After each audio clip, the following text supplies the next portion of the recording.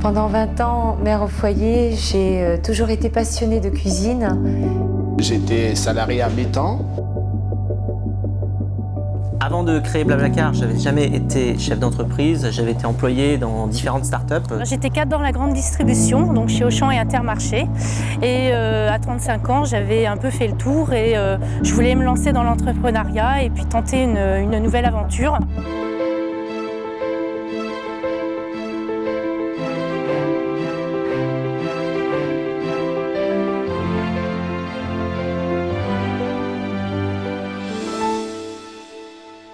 Alors le parc zoologique Val-d'Hérault Nature, c'est un parc qui est implanté sur une quinzaine d'hectares où on peut y compter un peu plus de 1200 animaux. Alors, mon activité, donc, ça consiste à fabriquer des cosmétiques bio, en particulier de la savonnerie. J'ai créé Domobat Expertise, une société qui a été créée en 2008, qui est basée à Montélimar, qui est spécialisée au départ dans les diagnostics immobiliers avant-vente et avant-location. Et depuis 2011, j'ai développé donc une nouvelle activité sur la recherche d'amiante, donc dans les bâtiments, mais également sur les chaussées, les revêtements routiers.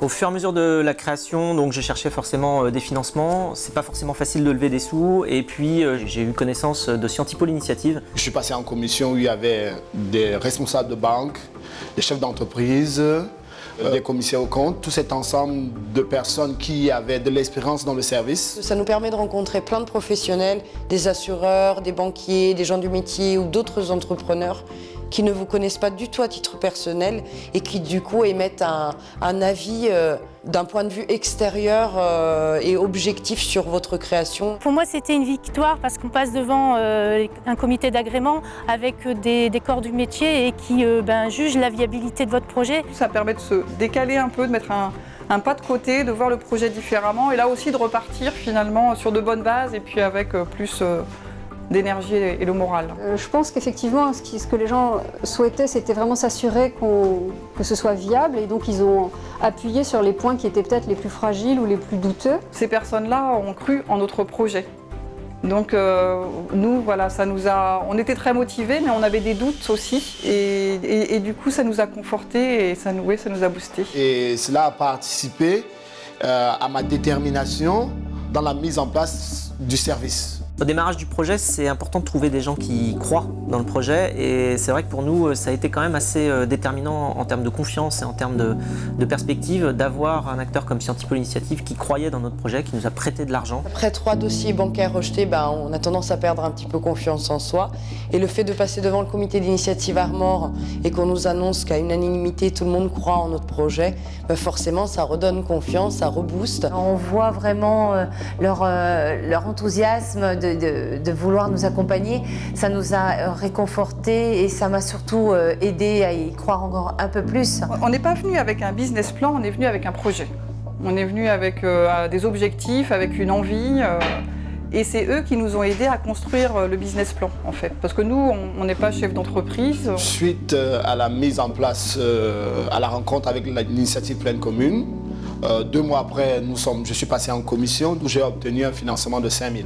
Alors nous avons eu un prêt d'honneur dans le cas des entreprises remarquables. On est l'entreprise avec un vrai intérêt environnemental puisqu'ici nous protégeons des espèces rares et menacées. Certes, nous restons une entreprise, nous devons fonctionner, nous avons des animaux et des employés à nourrir comme j'aime bien dire, mais on a également une vraie vocation philanthropique, territoriale. On a eu chacune un prêt d'honneur de 5 000 €. Et grâce à la plateforme locale, on a également bénéficié d'un fonds national qui s'appelle Initiative Remarquable de 10 000 €. Donc on a 20 000 € de prêt d'honneur.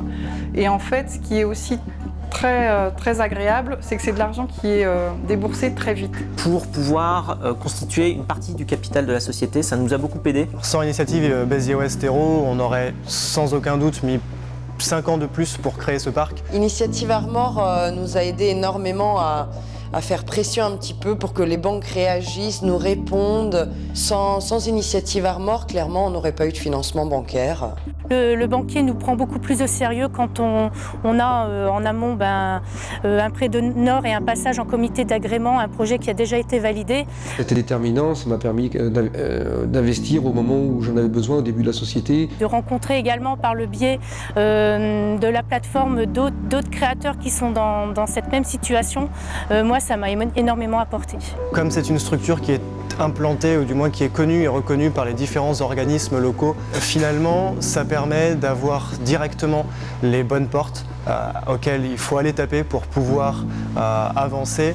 Et c'est vrai que moi, ce que je trouve important dans ces plateformes d'initiative locales, elles portent bien leur nom, c'est qu'elles sont proches, elles connaissent bien le terrain, donc elles connaissent la situation des commerces, les besoins. Notre parrain fut Yves Carcel, l'ex-PDG de Louis Vuitton. Je suis co-gérante d'une agence de communication sur Saint-Brieuc que j'ai créée il y a maintenant 10 ans. Pour moi, m'investir dans cette démarche de marrainage, c'était me sentir utile, apporter quelque chose. Et ça a été tout de suite un coup de foudre. Et on s'est choisis d'ailleurs, toutes les trois. C'est une aide au niveau du suivi de ma gestion, où il me donne des conseils. C'est important pour moi d'avoir quelqu'un sur qui m'appuyer. L'objectif, c'était de regarder au quotidien ce qui n'allait pas. On est vraiment là dans le cadre du parrainage pour apporter un regard extérieur. Le fait d'avoir une personne qui a du recul sur l'entreprise est importante. Sans oublier bien sûr l'intérêt d'un parrain qui est aussi de nous guider et de nous donner le bon chemin quand on a des choix à faire pour pouvoir avancer. Et puis moralement, elle était toujours là pour avoir un petit mot de soutien, nous dire allez les filles, vous allez y arriver. Et à l'avenir, j'espère être peut-être marraine à mon tour, on ne sait pas. D'une part, il contribue énormément au développement du tissu économique, et puis c'est aussi une reconnaissance qu'il nous apporte en nous portant une attention, une écoute, et en étant avec nous, en nous accompagnant au quotidien. Parce que je pense que ça a énormément de sens de se sentir dans un réseau très constructif et qui porte ses fruits, parce qu'on voit bien que les entreprises qui sont accompagnées ont un taux de pérennité, de réussite qui est extrêmement intéressant. C'est avant tout avec la volonté, la passion, la motivation, les convictions de chacun qu'on peut aujourd'hui réussir à créer et à avancer. Grâce au conseil d'initiative pleine commune, grâce au réseau qu'ils ont, grâce à leur conseil, l'entrepreneur qui a un projet en termes, qui a ce rêve d'entreprendre, le voit comme une réalité. Et ça fait 70% du travail. C'est vraiment des rencontres avant tout. Et c'est vrai que c'était un rêve, mais vraiment le rêve que je ne pensais jamais réaliser. Quand je suis venue visiter cet établissement pour la première fois, je me suis dit jamais j'aurai les moyens de pouvoir financer un tel établissement.